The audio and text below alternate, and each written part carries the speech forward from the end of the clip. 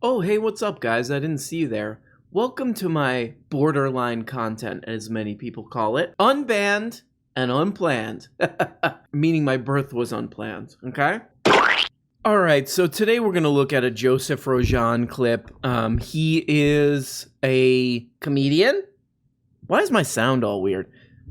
Joseph Rogan, he's a comedian. He used to make people eat puke, I think. He used to make people eat bird puke or something. But I like Joe Rogan. I have a hard time being like, Joe Rogan's a bad guy or something. But he's got a little bit of... He's got some wacky ideas, and sometimes he says some real stupid shit, so... Because of this current pandemic, they feel like there's this heightened sense of responsibility that they have to control the narrative. And that's very disturbing to me. And what's even more disturbing to me is how people, when they agree with that narrative, don't understand where this all goes, and they're agreeing with that censorship. They're like, yes, censor those people, get rid of those voices, deplatform people that I disagree with. And they don't understand where this goes. It's like where people are saying, the people that have been vaccinated, that want a vaccine passport. Yes, we should have a vaccine passport. I've been vaccinated. That's not going to. It's only going to help me. I did my part. I took one for the team, and I went out and got vaccinated to be a good citizen. Those people who didn't, fuck them. We should have a vaccine passport. Makes zero sense. But here's the problem with it. The vaccine passport, it doesn't end there. It's going to keep going, and it's going to lead to some sort of a social system. You're going to have a social credit system similar to what they have in China. You think it'll happen in our lifetime? 100%. You're saying 100%? 100% it can happen in our lifetime. Are you okay with that? No. Man, that's smart. Man, that's smart. Keep that little smart. Oh my god, yeah, what if there were a system? What if there were some kind of social credit system where if you had a bad score, let's just say on this credit system, you couldn't get a loan, or you had to pay more for your loan, or your insurance premiums would go up, or you wouldn't get hired certain places, or you have a harder time renting an apartment. Or what if even worse? Like, think about how this dystopian... Okay, I'm going to do it to myself, actually. Keep that little smart. I get a self keep that little smart. Keep that little smart. Or what if in this dystopian system, it was racialized? What if 1 in 5 black Americans had a bad score, and 1 in 9 Hispanic citizens had a bad score, but only 1 in 19 of white Americans had a bad score? That's the dystopian system. It's called a credit score. This what he's talking about already exists. But the reason Joe Rogan's not worried about it is because his is fine. Because I get this from the podcast. I get this, and then I do this. Over to Spotify. I really do think Joe Rogan is like an innocent guy. I don't think he's a bad person. But this is just either pure selfishness of just like, I don't give a crap about that, but I do give a crap if I have to get the ouchie. If I have to get the Fauci ouchie, I'm going to throw a fit. But when this absolutely racialized social credit system called the credit score exists, I don't care, because I have a good one. It's either that kind of just oblivious selfishness, or it's a sort of cynical, like, look, I know my viewers are a lot of kind of how do we call they're into the I don't know what I'm allowed to say because I am back from a ban. And anti-V. A lot of them are anti-V. So I kind of don't want to lose some of those audience members because of this. So I'll just kind of play both sides. Okay, so then 100% can happen in our lifetime because people will step with it. They will go as long as it benefits them and as long as it aligns with their ideology. They will ignore the dangers of a social credit system and they will embrace it. This is what happens when you get too much of this, I think. Is you become kind of a big baby because this is not an ideology thing. It's just not. It's not that complicated. It's either like you're on board to stop the spread of a disease, or you're not. That's pretty much it. It's pretty much that simple. You know what I mean? If you live in some small town, I don't know, who cares? Maybe they don't get any vaccines over there. But if you live around a lot of people, this is kind of just part of life. When you're a baby, you get a hepatitis B shot, a diphtheria, tetanus, and whooping cough shot. What even is this? Hemophilus is influenza type B. Hemophilia, a polio vaccine, which we're going to talk about in a second here, okay? Pneumococcal, how do you say that? Rotavirus, RV vaccine. You get a bunch of vaccines because when you live around a bunch of people, we are disease bags. And this is throughout human history. This is what has wiped humans out. Is little these little things that sound like this and they go in your body. And luckily, we live in a time where science has kind of figured out a way to fight that. But now science has the problem called social media. Could you imagine Joe Rogan in the 1930s? He gets polio. Like FDR, he's in like a weird old wicker. It's like a rocking chair with wheels. I think that's what FDR had for his wheelchair. An old wicker rocking chair with wheels. That's a new character we should all create. Polio Joe. Polio Joe. He's anti this vaccine. Okay, so then why not be against the polio vaccine too? Joe Rogan gets polio.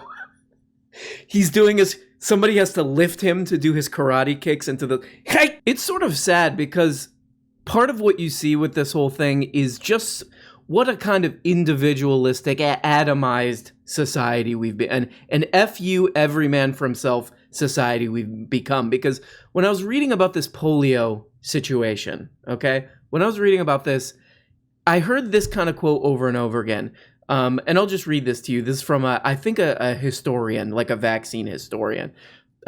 Vaccines have done so well that they obliterated evidence of what the disease can cause. Kids on crutches, in wheelchairs, in iron lungs. He's talking about the polio vaccine. I remember seeing the occasional empty desk in school because a child had died. People had seen polio every summer, and they wanted kids vaccinated as soon as possible. Over 600,000 people have died from this thing, but people are like, fuck that, I'm not doing it. Back then, like maybe it was because people were a little more part of a community. If you look at a lot of metrics for this, probably if you look at like unionization and all crap like that, people were more like lived in a community. But now people are like, my social media identity is that I don't get a vaccine, so I'm not doing it. For myself, I didn't take the vaccine. There's a few reasons why I haven't taken a vaccine yet. It's my own. This might be the truly most disappointing thing about. You know what? I don't like Joe Rogan anymore. Joe Rogan lives in Austin, Texas. Okay, the comedy scene in Austin, Texas, is very nice and very friendly, but everybody who's part of the Austin comedy scene has to clean pee-pee toilets because they perform to 4 other comedians behind a dumpster. Okay? Weird. What I'm trying to get to here is there's a whole bunch of funny local Austin comedians that Joe Rogan could change their lives. Change their lives. And who does he have on? A multi-level marketing scammer. Here's where it really falls off. Down here, I don't know if you can see that, 64% of paid agents, these are agents getting paid, made $200. The vast majority of people who made money with PHP barely paid off their enrollment fee of $200 that year. You hardly broke even. There's a channel called CoffeeZilla, which I think is one of the great YouTube channels. I think this guy, CoffeeZilla, did a whole thing on this guy.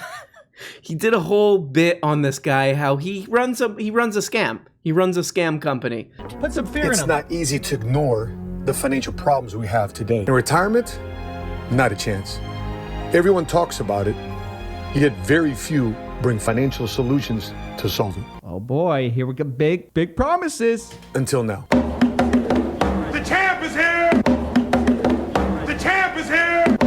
That about 90% of PHP's employees also make less than, take a guess. Everyone got their guess ready? McDonald's employees. This MLM as a rule, it just doesn't work. Guys, I always tell you, MLMs are scams built to enrich the very people at the very top and basically no one else. And to make money, you have to recruit people underneath you. And then what's even funnier is that he had this guy on to do like an interview. Like, hey, probably this guy saw the video. He's like, hey, you don't make fun of me. I'm going to come on and I guess try to defend myself. Defend the indefensible that I run a multi-level marketing scam. So when you look at the income disclosures that I shared on my video, they all look the exact same. All of them, 90% of people are making less than a McDonald's salary. All of them, the top 5%, top 3%, top 1% are actually making, 0.1% are actually making the claims that they're making as like, oh, this is normal, this is possible. So I see you as fitting in with these other MLMs who are shady and deceiving people with how they are presenting themselves. Listen. And the interview / I don't know, debate or confrontation or whatever is hilarious because the CoffeeZilla is like, hey, like I looked at your report, like earnings report, whatever they have to make public. This is a scam. And what this guy does is basically you can tell he's just like, I'm just going to start talking. He's just saying that about a WFG. He basically explained that in these MLMs, the top guys make money. And he basically explained that like you got out of WFG or whatever because you actually realized that like if I want to make real money, I got to start my own. Because only the top 2% are going to make money. After 20, 30 years, everyone's going to get screwed at the bottom. Can I tell you the story? Do you want to know the story or you want me to? Let's talk about, I don't want to get into because you can't say things like that and then leave me alone to not give my argument. If you're going to make a comment like that, I almost have to. Sure, address it. Let's stay with the argument and sure. So let's stay on that. Number one, I watched Jerry Maguire. And it's one of my favorite movies. So I wake up, I watch Jerry Maguire, and I get this idea to write a 16-page letter to the company.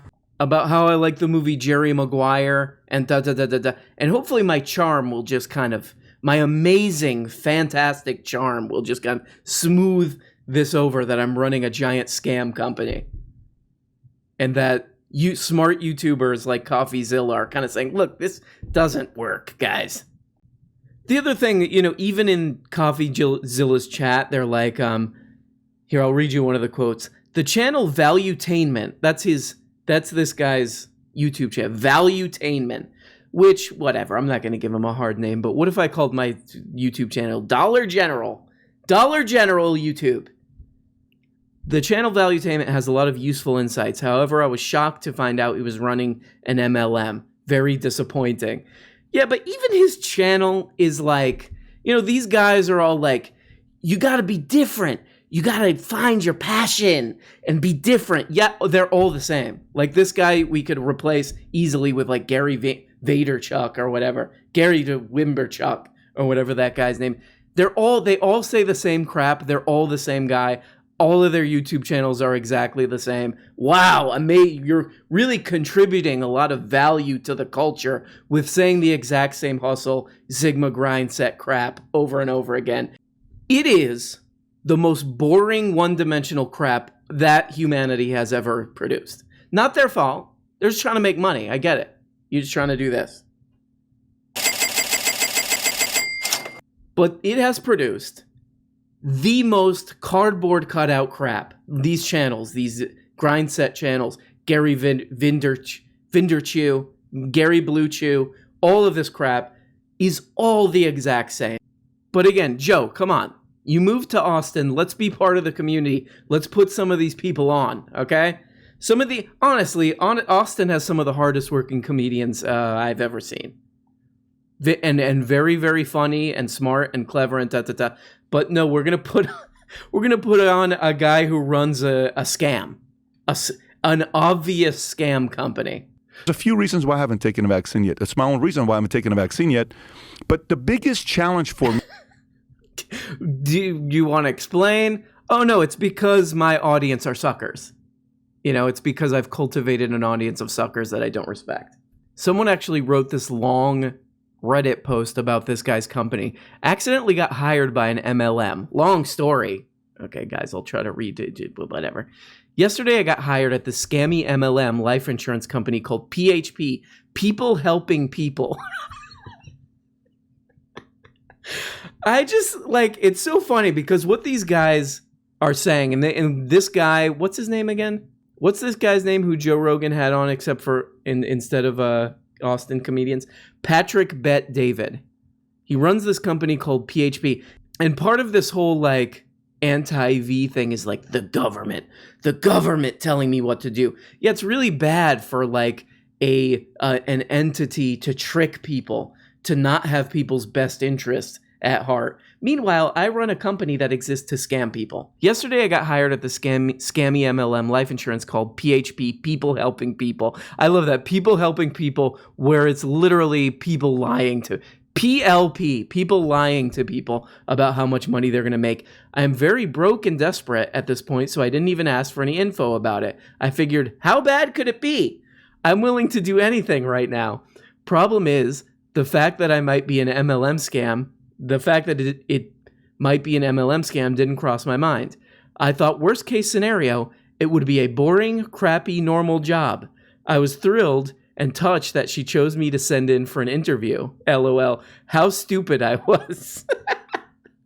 They just want your...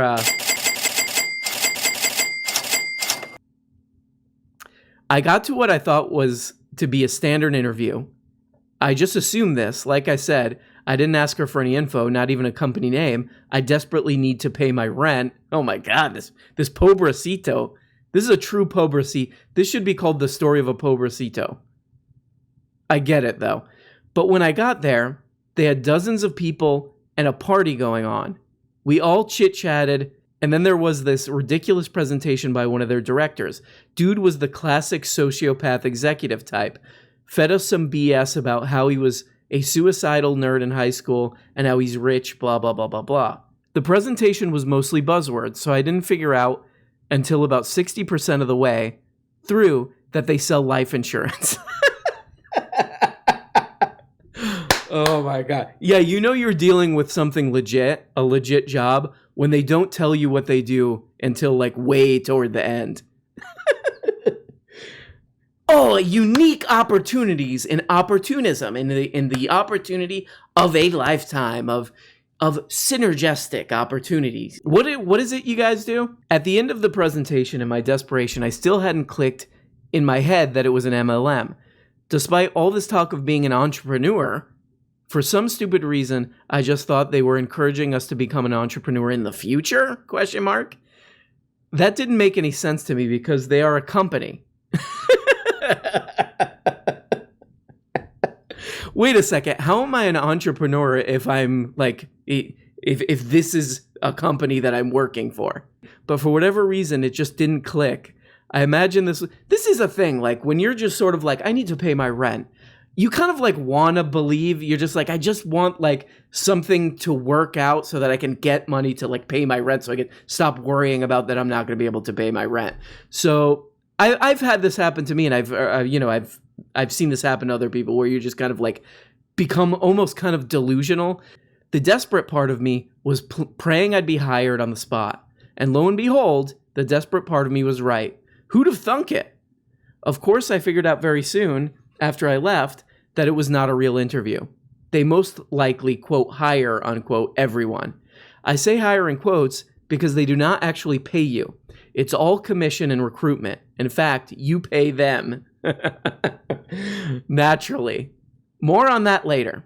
When I got to the orientation and my coworker explained the business model in more detail, it was clearly a classic MLM scheme. You make money off the money other people make by recruiting people, who recruit more people, etc. And also by tricking poor people into buying their crappy life insurance. Yes, they actually do sell life insurance, but it's probably garbage. They also make you write down 25 people to pester with your sales BS, and you have to let them meet your spouse or significant other. That's really weird. That's really weird.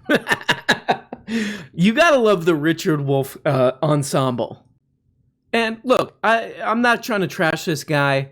whatever. I think that this is encouraged, this kind of thing is encouraged in our system, but this is this guy's relationship with humanity, basically. This is his relationship to other people, is how much can I scheme them for? How much can I get? Like, that's what this is. That's what an MLM is.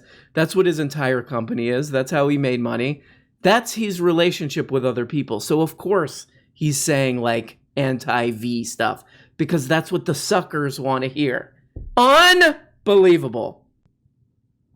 But the biggest challenge for me is the conversation of being forced to take the vaccine. So Nicki Minaj, I'm sure you're kind of following the story with what's going on with Nicki Minaj. Her cousin's testicles? Her cousin's testicles, yeah, in Trinidad. and people are saying, are you kidding me about these testicles? So whether these testicles are just massive or something happened to them or it was because of the vaccine, let's set that aside with the test. I kind of like that, though. That actually made me laugh the first time. What if these testicles are these testicles? I don't know. There's just something funny about that wording. Does anybody know what I'm talking about? No. Do I know what I'm talking about? No. Okay. Well, that's fair enough. And she says, "Why can't I have the choice to not do it? Why can't I not have the choice?" The biggest contradiction for me to not do the vaccine. I don't want to take the vaccine. Mm-hmm. They're forcing her to do it, and you heard. A couple of the folks from, I don't know what it was when they... God. Valuetainment. I mean, I could send Joe a list of local comedians. Anyway. So Nikki doesn't want to do it. Nikki doesn't want to do it. Why are they forcing her to do it? Why are they forcing Nikki to do this? What some entity has to do, a government, family, something, has to say, hey, you have 3 million children following you, okay? Here, you might have seen this. This might make it more clear. In 1956, this guy, what is his name? Elvin Presley. He was some kind of a dancer or something. He was like, "Ooh, I shake my hips." This guy used to shake his hips in a way that can only be described as sinfully erotic. And I'm glad that he was, I think, murdered. I don't know. But in 1956, he publicly got a polio vaccine. You know why? Because a lot of kids follow Elvis. A lot of kids worship Elvis the way they might worship, I don't know, a pop star today. So to have someone spreading bizarre misinformation is a public health disaster. So hopefully someone would reach out and say, hey, look, if they wanted her to come to the White House, fine, to talk about it. If they wanted to just talk to her over the phone, fine. But this is what is supposed to happen. I don't like Biden. I don't like Kamala Harris. I think they're all putrid. But we're talking about, this is like, they don't want this to happen. They want business as usual so they can funnel money up to Epstein perverts, okay? But this is what it's really about. All right? It's about like, hey, if you're telling a bunch of people some crap about this, they're going to believe it because you're a star. You're a pop star, shaking those hips in an unnatural rhythms and, ungodly rhythms, frankly. But I just can't believe this. I can't believe there's a guy, like a boring office scam, MLM scammer, who people willingly watch on YouTube. Like, you have access to endless content. Cartoonist kayfabe, you have. What's some other crap that I like to watch? Bonnie Prince Billy teaching songwriting for free. Oh no, I'd rather watch a guy who runs an MLM scam. What is this? What is this? Joe? Where did you come from? Where did you go? Where did you come from, Polio Joe? I ask you, are you okay with that? I didn't say 100% it's going to happen. I said 100% it could happen, that we have a social credit score in this country. The same people that are accepting a vaccine passport, my position is I do not believe once the government has the ability to control your movement, what you do, and when you do it, if they can put limitations on your freedom, and that is what it is, that it makes it easier to control people. Once they do that, I do not believe they're going to leave it at a vaccine passport. I agree with you. I think they're going to expand it, and I think the next logical move is some sort of a social credit score. And you'll look at a bunch of things. Have you paid your taxes? Are you in debt? Do you owe money on your credit card? Joe, he's describing a credit score. You're describing a credit score. This exists already. And then he's like, the government, they just want to limit our freedoms. This is so funny because we just read that this guy who he's talking to, they're like, the government's trying to tell us what to do. Meanwhile, I run a company where we have to meet your spouse. Are you insane? Are you insane? And the government limits all kind of crap of freedom, okay? I can't run through a red light anymore, which is, I find to be a little boring, you know? Not the kind of society I want to live in where I can't kind of mix things up by like, ooh, get a little fender bender going, you know?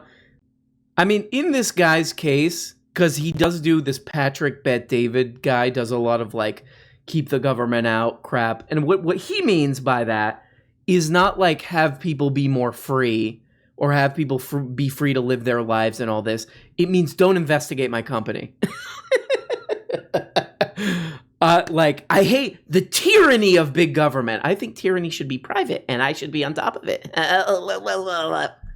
I mean, this is stupid. I do feel like this is almost like, you get it. Anybody watching this, you get it. This is just a public health thing. We're trying to limit, just like with the polio thing, we're trying to limit the spread of a disease, trying to not get people killed, like the 600,000 who have already died. And look, guys, I want this to be a fun show, but I know someone who died, and I know someone who died because they had a heart problem, and it created complications, and they died really quickly from this. So this is not a joke. This is not a joke. No mo. Okay? No mo, Joe. Well, anyway, this is about enough as the Joe Rogan does get some good interviews sometimes. Let's keep it real. Quentin Tarantino, he had on. Some other Michael Pollan is a pretty cool, seems like an okay guy. He's had Duncan Trussell, all of these guys. But then we get some real duds sometimes. We get some real bad ones. We get some real bad ones sometimes, and this is a good example. Come on, Joe. Joe, hashtag reach out to some Austin comedians. These people, these Austin comedians, they eat dog food, okay? They live in a dumpster.